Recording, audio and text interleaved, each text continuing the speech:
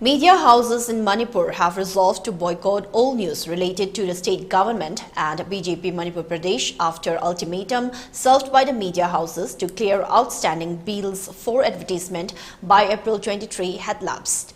The resolution was taken during a joint meeting of publishers, representatives of Editors Guild, Manipur, All Manipur Working Journalists Union and Manipur Hills Journalists Union held yesterday at Manipur Press Club.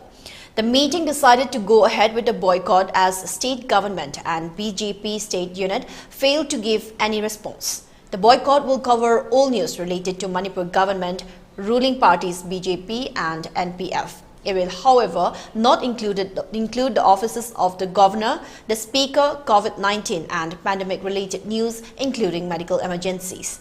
Crime-related stories of law and order will also be exempted from the boycott. The boycott will continue till the pending are paid or some sort of understanding is reached.